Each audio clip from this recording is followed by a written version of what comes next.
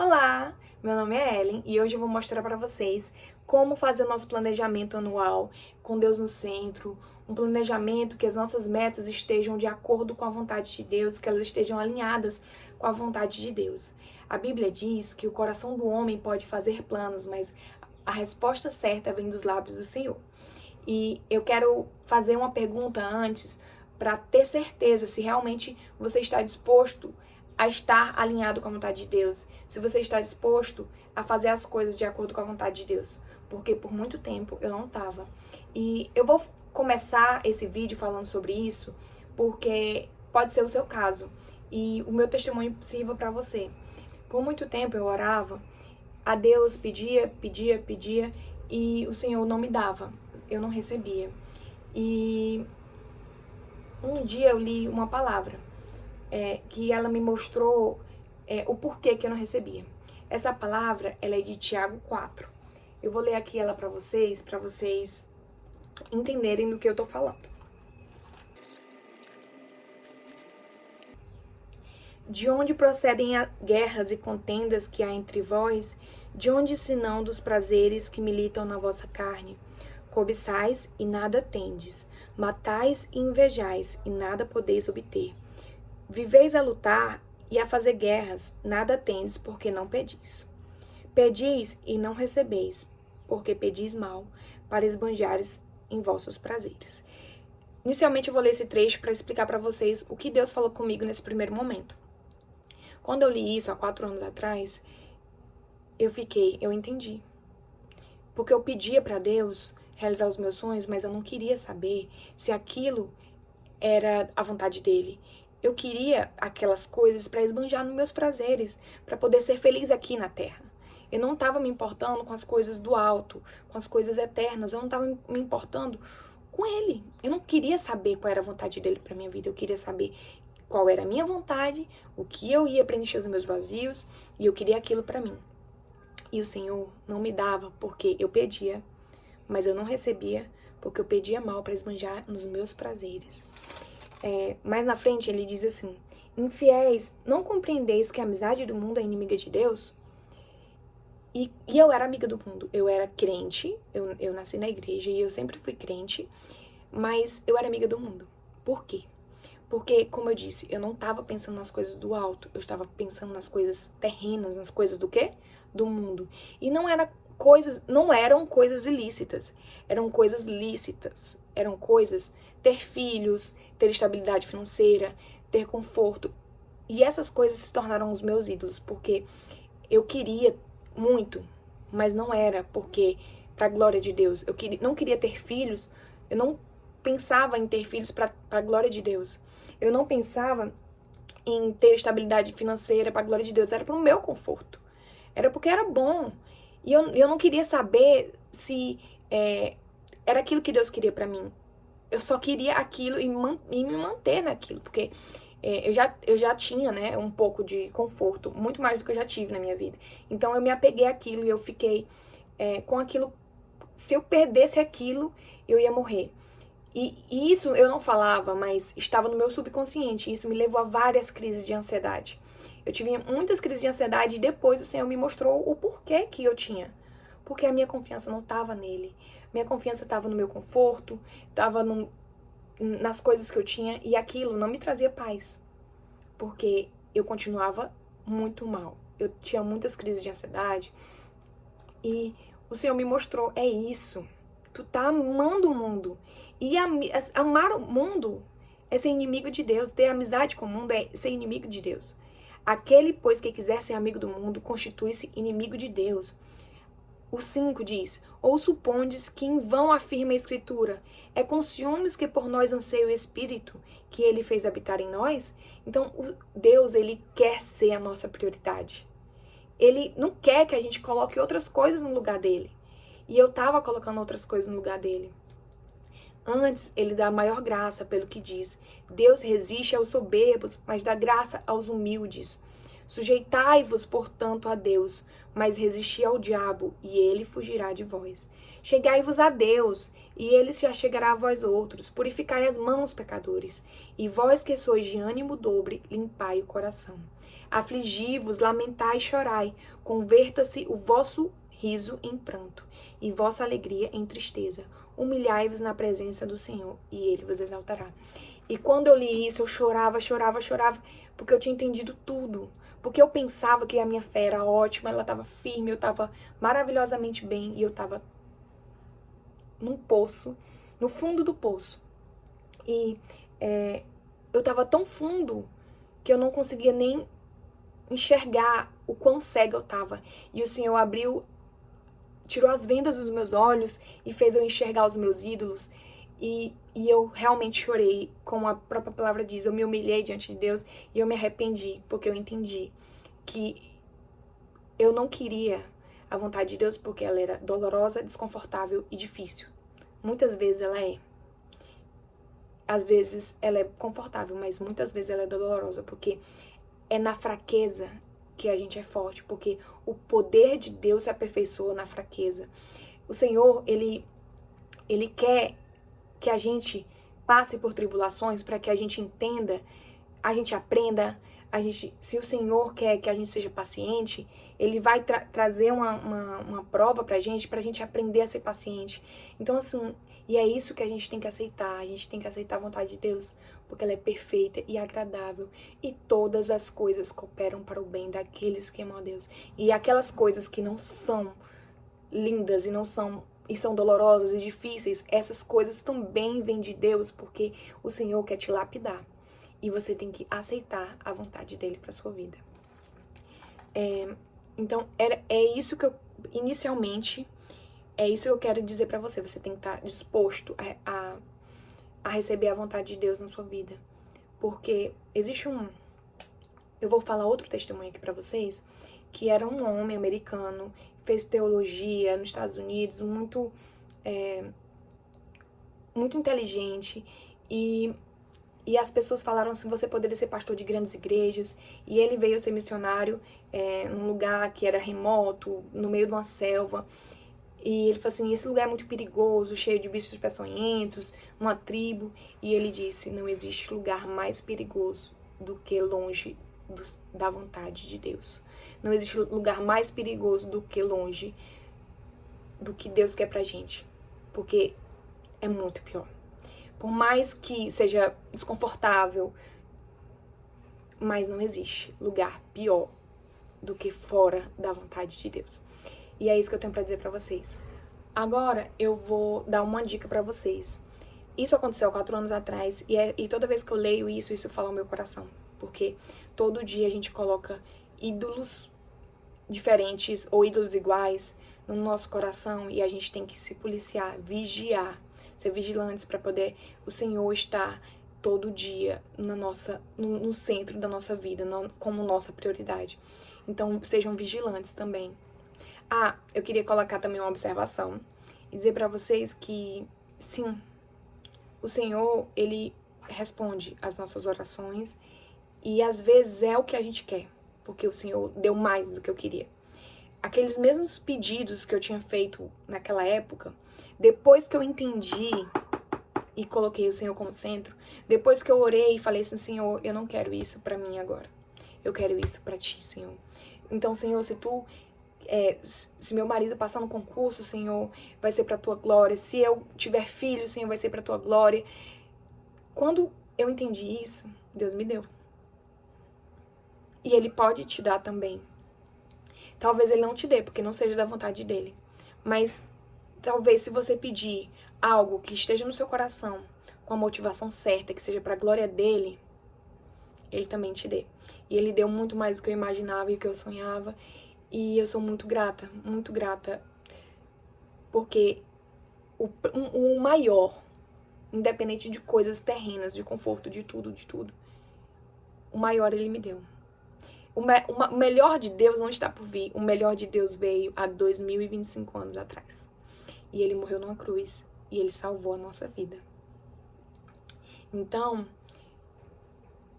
o que vier é lucro, tá bom? O que vier, Ele vai... Nosso contentamento, talvez o Senhor não dê nada de conforto, nada de nada. Sofrimento. A Bíblia fala do rico e Lázaro. E o Lázaro, sofria. Mas o que é 80, 100 anos aqui na Terra, comparado com a eternidade? Que Lázaro vai passar lá no céu. O rico Lázaro, se vocês quiserem, pode dar uma pesquisada depois para conhecer a história da parábola do rico e o Lázaro. Mas é isso. Às vezes você vai sofrer, mas o nosso contentamento tem que estar no céu, nas coisas do alto. Porque uma coisa é você sofrer tendo tudo e não tendo Deus. Outra coisa, porque tem várias pessoas que têm tudo e se matam, enfim. E outra coisa é você sofrer tendo Cristo, porque tu sabe que nada vai separar vocês. Você pode perder tudo que tem aqui nesse mundo, mas nada vai separar você do amor de Cristo. A própria palavra diz: quem nos separará do amor de Cristo? Será a tribulação, angústia ou perseguição? Nada poderá nos separar do amor de Cristo. Então, o melhor de Deus já veio e a gente tem que ser grato. A gente tem que se planejar, claro, porque a gente tá vivendo aqui na Terra, a gente não pode, acabou, pronto, vamos pro céu. Não, a gente vai se planejar e a gente vai fazer pra glória de Deus, porque é pra isso que a gente vive. O fim principal do homem é glorificar a Deus e gozá-lo para sempre. Se alegrar nele, e mesmo que a gente esteja preso, mesmo a gente vai estar glorificando a Deus, louvando ao Senhor, porque é Ele que é a nossa felicidade. A nossa felicidade tem que estar nele.